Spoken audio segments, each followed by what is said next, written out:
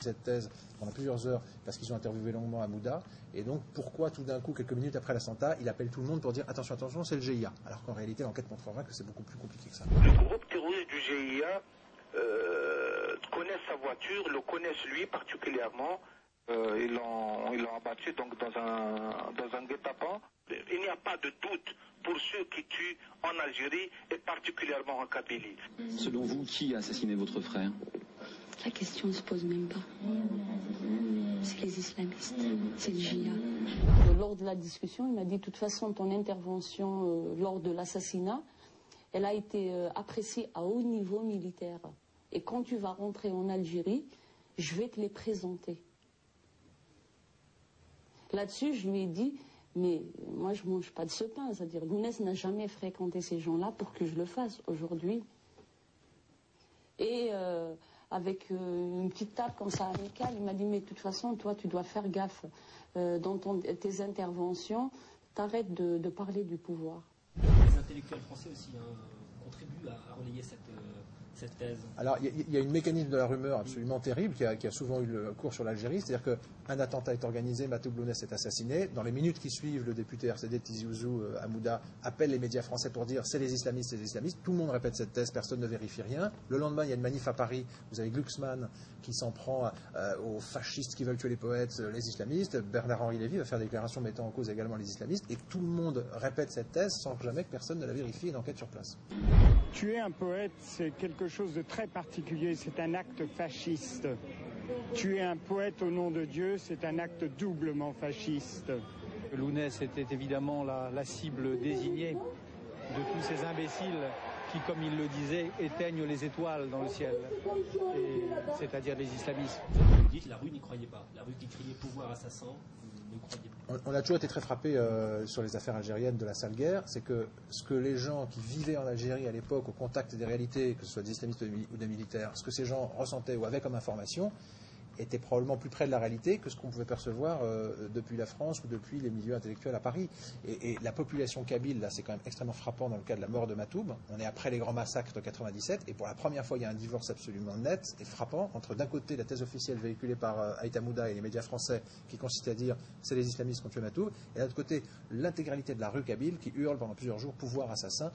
Sur un arrêt de bus de l'endroit où Matoub a été tué, il y a une main qui trace une inscription terroriste avec ordre de mission. Ce qui veut dire en gros que les tueurs venaient, enfin la population est convaincue que les tueurs venaient avec mission pour la sécurité militaire, et ça contraste totalement avec ce qui se dit à Paris. Donc c'était assez étonnant de voir une telle différence. Le lendemain de l'attentat, à Tizi Ouzou, les jeunes s'en prennent au symbole du régime.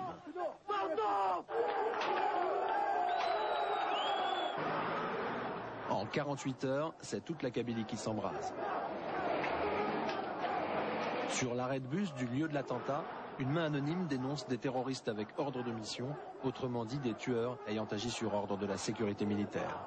Les commanditaires de cet assassinat, le cerveau de Alors, cet assassinat. c'est très difficile d'en savoir plus. Les militaires algériens, eux, ne nous ont jamais répondu. Il y a des dissidents de la sécurité militaire algérienne qui ont créé il y a quelques années le MAOL, Mouvement algérien des officiers libres, qui ont publié tout un dossier sur Internet affirmant que en fait, le clan dur de l'armée à l'époque voulait déstabiliser le président Zerwal. Zerwal, à l'époque, qui était un général, mais quand même, qui essayait de faire des arrangements avec les islamistes, de les sortir de prison, de faire des compromis politiques. La thèse du MAOL est de dire que le clan dur de l'armée ne supportait pas la volonté de Zerwal de trouver un compromis politique en Algérie, et donc il voulait absolument le déstabiliser. Créer le chaos en Algérie pour... Et la thèse est de dire qu'il y a eu une volonté du clan dur de l'armée, en gros de foutre le bordel en Kabylie, pour déstabiliser Zerwal, et que pour faire ça, ils auraient utilisé Aït Hamouda dans un attentat. La thèse du MAOL consiste à dire qu'ils ont pris Matoub, mais ils auraient pu prendre Idir ou n'importe quelle célébrité en Kabylie. L'idée était de mettre la Kabylie à feu et à sang pour déstabiliser le président. Je note que quelques mois à peine après l'assassinat de Matoub et la grande colère kabyle qui a suivi, Zerwal est effectivement tombé. Quelques mois plus tard, il a été obligé de quitter le pouvoir. Si Matoub n'était pas disponible, ils auraient tué Aït Mguellat. Si Aït Mguellat n'était pas disponible, ils auraient tué Farhat Mehni. Si Farhat Mehni n'était pas disponible, ils auraient tué Idir. Une personnalité kabyle. 11 ans après cet assassinat, la thèse de l'attaque terroriste donc vous semble irréaliste. Vous croyez que la vérité pourrait un jour être connue? Alors, moi je dis pas que c'est pas une attaque terroriste, hein, parce que se mettre sur une petite colline avec des fusils mitrailleurs et tirer sur un civil qui passe, c'est du terrorisme. L'attaque menée par un groupe, le groupe islamique. Voilà, la question était qui étaient ces tueurs et sur ordre de qui. Je pense malheureusement qu'on aura du mal à en savoir plus.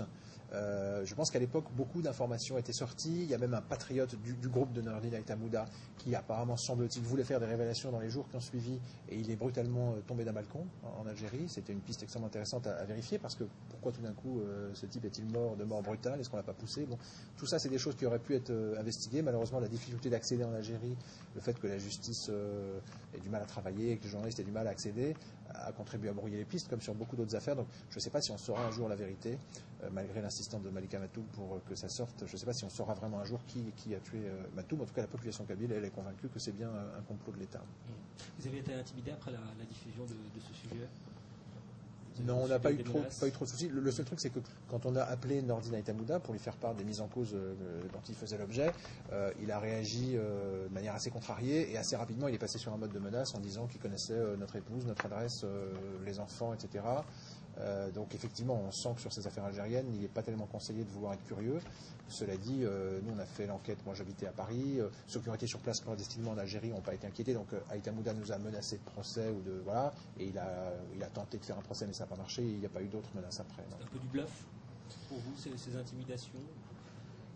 Qu'est-ce que ça veut dire? Qu'est-ce que ça veut dire pour un chef de milice d'un groupe armé en Kabylie, qui était Nordin Aït-Hamouda, de dire à un journaliste français: je connais votre adresse, je connais votre femme, je connais vos enfants, je sais sur quoi vous travaillez, nos services secrets sont actifs chez vous. Ça veut dire quoi? Ça veut dire simplement que, si c'est vrai, ça veut dire que les services algériens surveillent certains journalistes français à Paris, qui remontent des informations, y compris sur la vie privée de ces journalistes en Algérie, et que ces informations parviennent aux oreilles de Nordin Aït-Hamouda. Moi, je suis un peu choqué qu'il ait autant d'informations et que les services secrets algériens en France travaillent à surveiller les journalistes. Je ne pensais pas que c'était leur mission principale, quoi. Vous avez réalisé des sujets dans des endroits très chauds de la planète. Ce sujet-là, en Algérie, sur Matoub Lounès, il était particulièrement sensible? Votre carrière de journaliste? Je crois que l'enquête sur l'assassinat de Lounès Matoub était sensible parce que Lounès Matoub était un symbole extrêmement fort en Algérie à l'époque et en Kabylie, extrêmement populaire, et que ce chanteur qui a été fauché en plein vol, en quelque sorte, par un attentat quand même assez mystérieux, a considérablement ému la Kabylie. Et donc, essayer de savoir qui avait vraiment tué Matoub et qui était derrière était un enjeu extrêmement important, parce qu'il était extrêmement connu. Donc oui, ça a été un sujet chaud, compliqué, à forts enjeux. Je crois qu'on a recueilli un certain nombre d'éléments qui démontrent qu'il y a eu manifestement une volonté de l'armée de sécuriser le secteur, d'empêcher les habitants de sortir, de monter une opération, en tout cas de sécuriser l'attentat, puis de mensonges pour véhiculer la version GIA, etc. Ça, on l'a montré. Donc ça n'a pas plu. Moi, ce qui me fait plaisir, c'est que je pense qu'une partie de la population kabyle a entendu ou a vu cette enquête, et donc ça lui a permis d'avoir des éléments pour se faire une vraie opinion, quoi. Une enquête qu'elle peut revoir aujourd'hui sur Dailymotion. Absolument. Merci beaucoup, journaliste Rivoire, l'un des réalisateurs en Algérie de La Grande Manip, une enquête qui avait été diffusée en octobre 2000 dans l'émission 90 minutes. Merci. Merci. J'ai constaté, il y a un son. Alors j'étais au bord de la route et j'ai entendu un grésillement de talkie-walkie. Alors je me suis retourné et j'ai vu des hommes descendre de l'Olivret. Ils étaient 7. J'ai fait semblant de ne pas les voir. Et les terroristes, ils passent par là d'habitude? Non, ils passent par la route normale, jamais par la forêt. Et pourquoi vous pensez que ce n'était pas le GIA? Parce qu'il y a du quoi, ils sont connus. Si c'était eux, j'en aurais reconnu au moins un ou deux.